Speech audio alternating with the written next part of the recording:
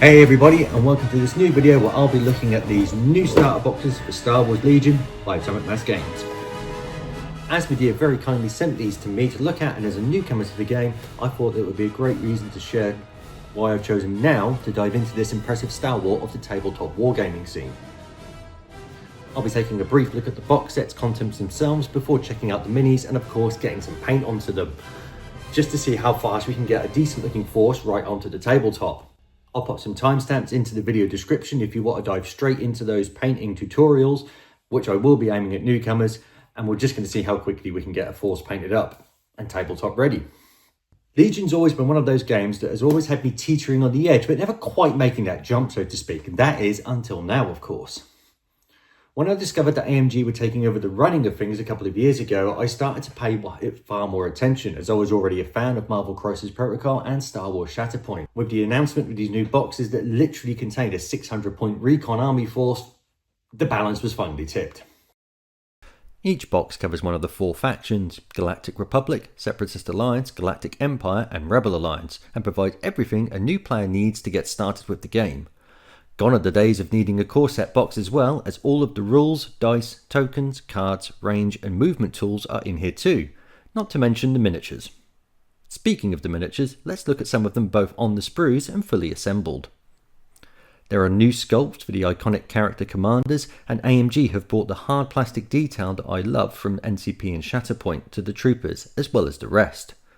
Whilst I like the original Legion figures, I even made a diorama for my brother's birthday out of some.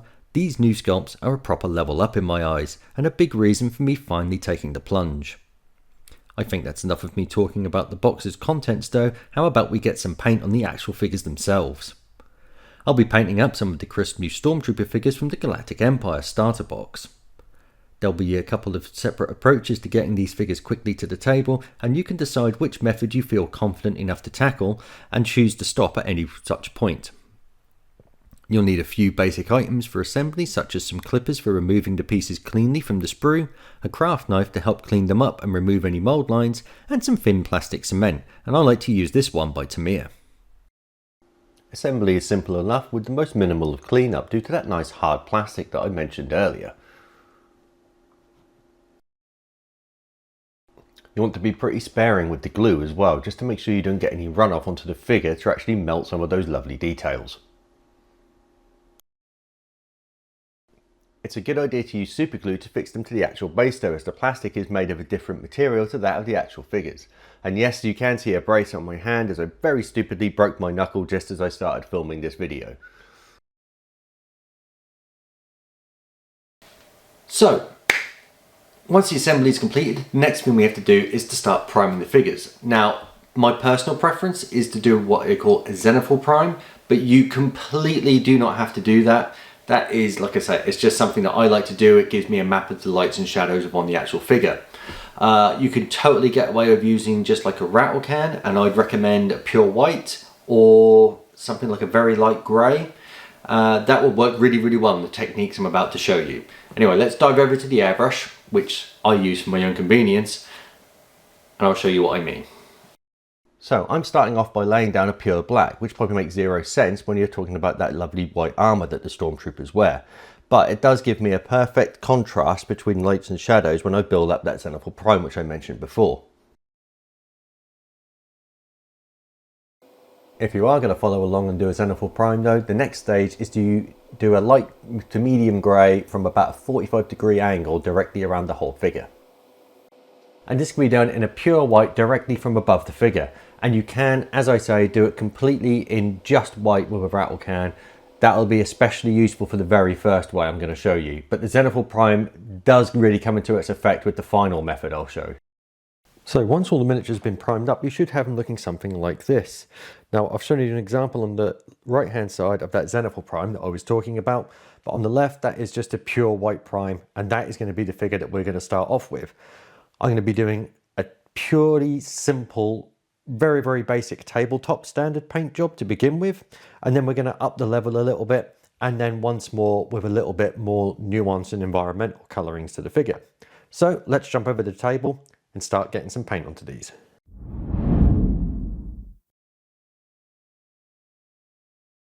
So it doesn't matter what scheme we're going to do of the three I'm now going to show you, whether it's the most basic of basic tabletop one or the slightly more nuanced and detailed environmental coloured one, we're going to have to start off by painting the black on the Stormtrooper. The most finicky and most annoying part. Now I'm talking about the eye, like the eyes, the rims, the outfit, all those sections. We'll leave the blasters for now because they can be done differently on the three different schemes. But to do this, I'm going to be starting off with a simple matte black, and that is Monument Hobbies Coal Black. Use whatever paints you like. This is just what I have to hand. Let's jump over to the desk and I'll show you what I mean. So you can see that I'm just using a wet palette here, but again, a dry palette is perfectly fine. Again, it's just for my own convenience. And I'm just thinning this ever so slightly, but the Monument Hobby paints are pretty thin to begin with, so you haven't got to worry too much about that with these.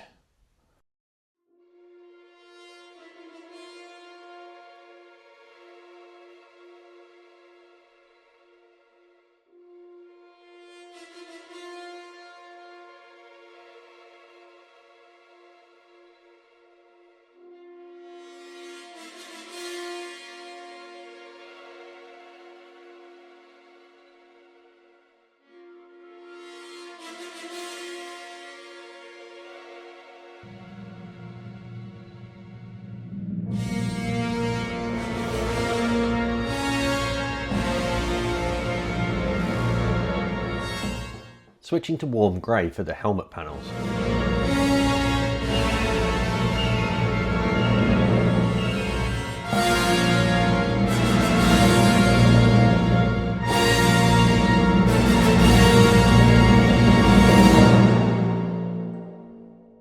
I like to have some Lamy medium on hand to help thin the Nuln Oil wash that I'm about to apply to the entire figure.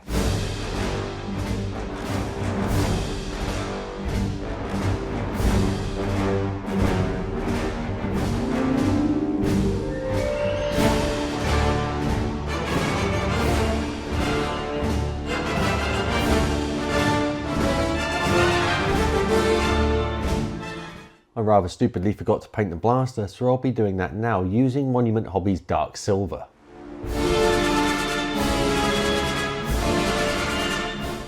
Followed by a quick wash with some Nuln Oil again.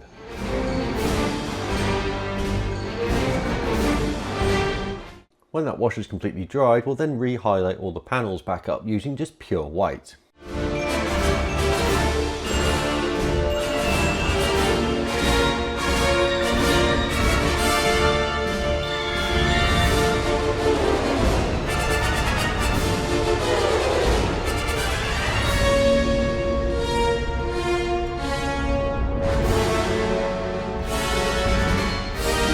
I'll then highlight the blasters with a little bit of warm grey, and then I'll start adding some basing paste to the figure, which is AK Interactive's Dark Earth, followed by some Gaming Scenics Pine Forest Cover Flock.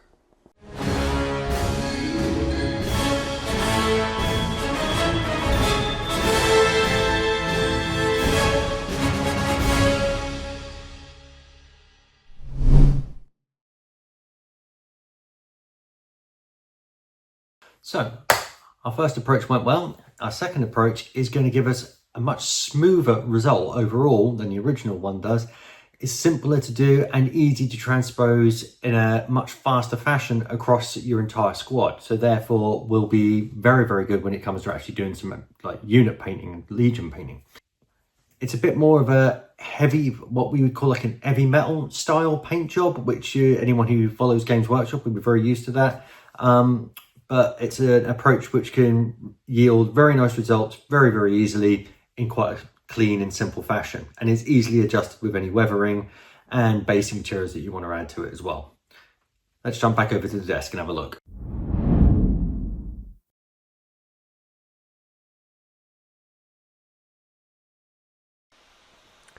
So I'm going to kick off here with Apothecary White, which I'm going to hit the entire figure with. Now you'll notice that I haven't actually added the black to the figure yet. There's completely no point. I'm just going to do the Apothecary White first. That's going to give it a whole undercoat. And then once that has completely dried, we'll come back to it with the colours for the blaster and for the undersuit.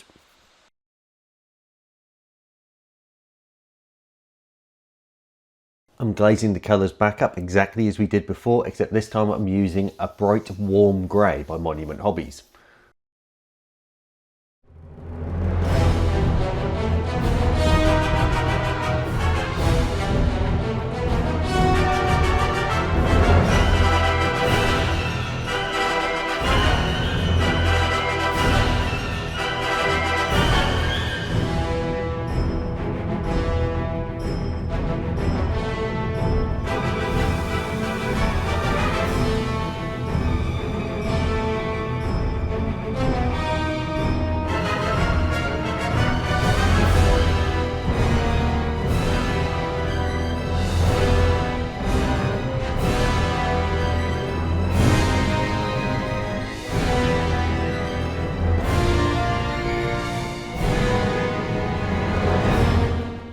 With the grey now applied, I'm now going to do some edge highlighting with a bold titanium white.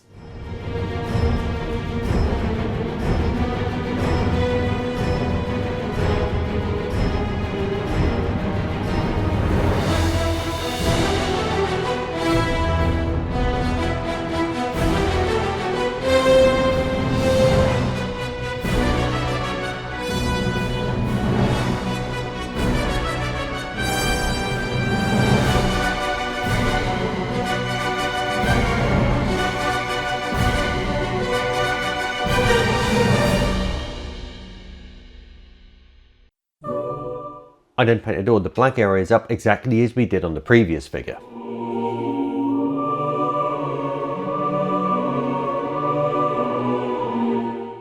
I decided to give steel a go for the blasters, and I mixed it with a little bit of black, as you can see here.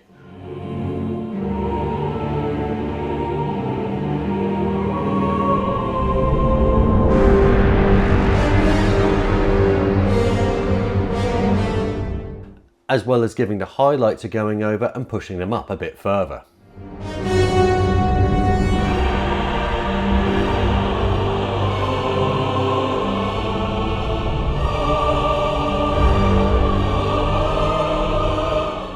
I'll also hit the blaster with some more Nuln Oil like I did in the previous figure.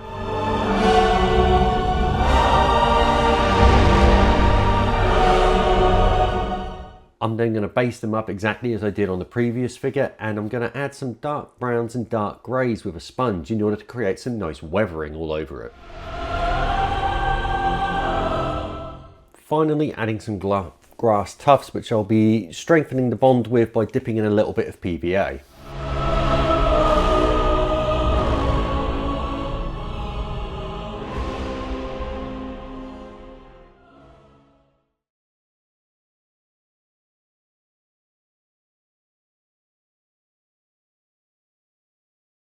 So with those first two methods now done, we're now going to move on to the final method that I'm going to show you today, which is the one that I'll be using for my own personal army. It incorporates all the elements that we've already used in the past two figures and brings them together, bringing more of an environmental hue so that the miniatures are more based within the scenery and the setting that you're aiming for with the basing materials and stuff that you're using. It's a technique that I first saw Sarastro using, so a big shout out and kudos to him. I don't know if somebody else has used it before he did, but I've never seen it. It's brilliant though, and I think it's an absolute game changer when it comes to speed painting these sorts of figures in a very good fashion, very, very quickly. So I do just want to give him massive kudos for this one. Mine, as you've probably already picked up from the basing, are set within like the Endor theme. So I'll be using greens and blacks, but we're going to jump over to the table and I'll show you exactly what I mean. I have taken the liberty of already painting all of the black areas on the figures like we did with the first Stormtrooper we already covered, purely because I don't think you want to sit there and watch me do all this again, as well as the grey on the helmet. And I'm also going to be using this, as I say, across the whole army, so you'll see scout troopers and stuff brought in as well, because it's a perfectly reasonable solution, or a perfectly viable solution to use rather, on all of those figures too. Let's start painting them up and you'll see what I'm on about.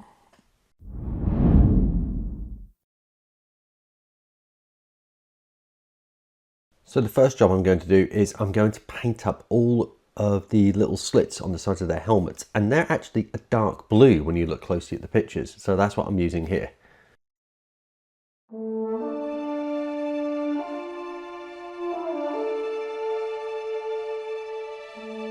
I'm then going to use the Monument Hobbies transparent paints, namely black with a little bit of transparent blue, to create a very thin, almost wash-like mix for the blasters and all the other peripherals on the other figures.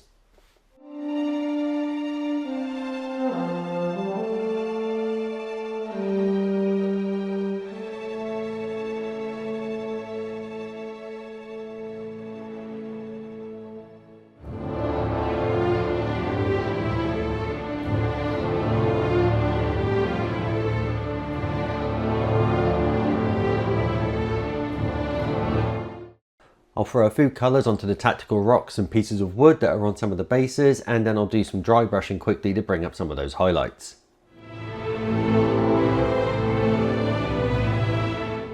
I'll then mix some burnt orange and orange for a base tone for the shoulder pauldrons on the leader, and I'll use dark warm grey to fill in the rest of that shoulder.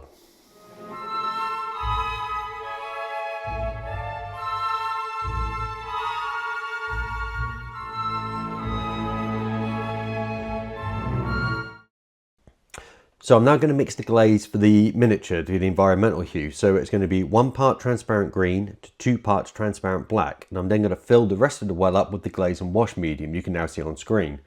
I wasn't overly happy with this colour once it came out, so I added 2 more drops of transparent brown. This then made the perfect mix to bring to the figures to bring that really lovely forest environmental hue to it. It looks crazy, it's very, very green, especially when you're applying it to your figure, but trust me, it works. It's very much a trust the process and you'll be fine. Follow along.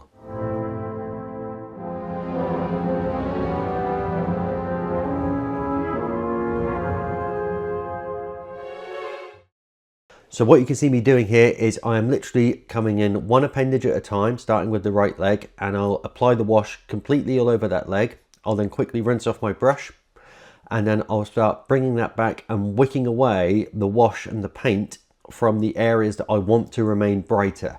So like the top of the leg panels, around like the calf muscle area. Then when we get higher up, it'll be the shoulder pads, the helmet, you know, where I want the light to hit and to be bright, I'll wick that paint away. And by doing this, you can use a little bit of water if you have to. That will thin that wash down lovely, and you'll get a really beautiful, smooth transition into those nice environmental hues that we're pushing for in those shadows.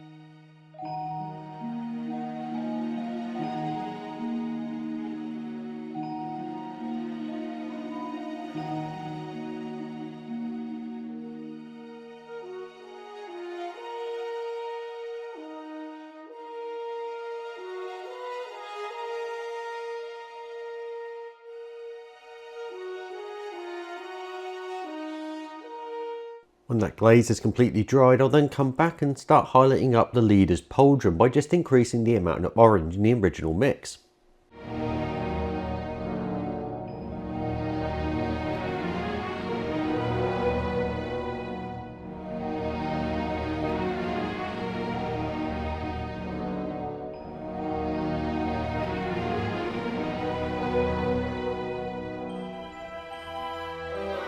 These are just a few basing bits that I painted up off camera that I'm going to stick down onto the figure's bases to help sell the effect of that forest again.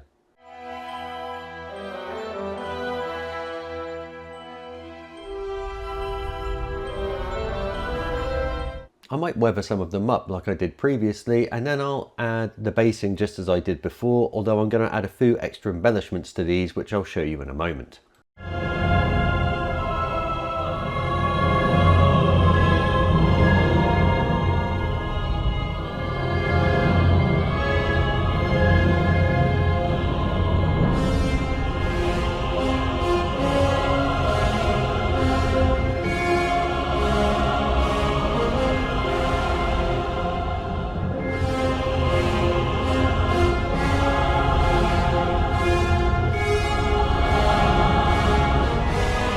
I'm going to sell the forest floor effect more by adding some laser plants and a few grass tufts of various sizes.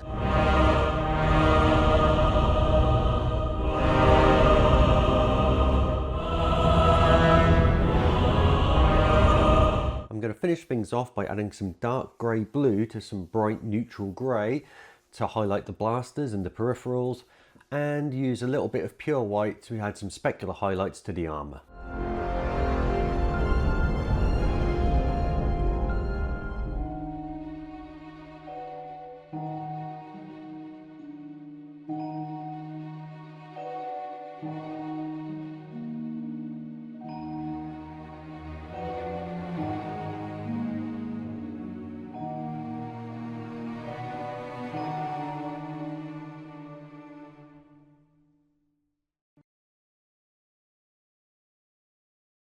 So that completes the Stormtroopers, and I just want to thank you all so much for watching. I've very much enjoyed making this video, and thank you very much for Asmodee for giving me the opportunity to do this. I hope you'll all agree that that's 3 Stormtroopers painted up in styles that you may well feel comfortable with yourself to be able to use. 3 different approaches, but all yielding relatively nice results in my opinion. As I say, thank you all so much. I'll see you next time. Bye for now.